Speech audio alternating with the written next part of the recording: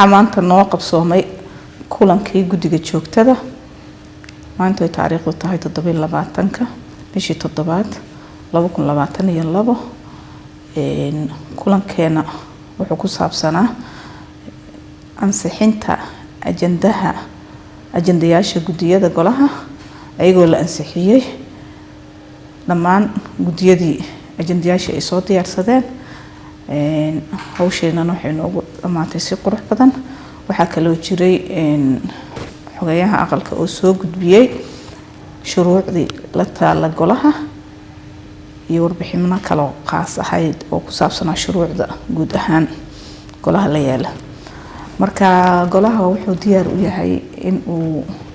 guto waajibaadkiisii dastuuriga ahaa maadaama la rajeynayo haddii alla awoodi la yiraahdo xukuumadda cusbeed in la dhiso halkaasna laga sii ambaqaado shuruucda wadanka hotodobinta u leh kuwii hore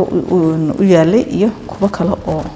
labada golaba ay ka imaan karaan shuruucda inay soo diyaariyaan ay qodobo dastuuri u siinayo shuruucda dalka hotodobinta u lehna la saaro diiradda haddii alla awoodi la yiraahdo golaha waxa uu diyaarsan yahay in hore loo socdo maxaa yeelay waxaan isleenahay halala jaan qaado dawladii cusub golahiyo termkii hore iyo termkan farqi u dhaxeeyo maxaa yeelay termkii hore golaha wuxuu ahaa golo cusub waxaan ku cusbeen dalka laakiin hadda waxaan nahay golo hore usoo shaqeeyay 5 sano haddana u diyaarsan sidoo ula shaqeyn lahaa maamul goboleedyadii si halkaas uu wadanka u noqdo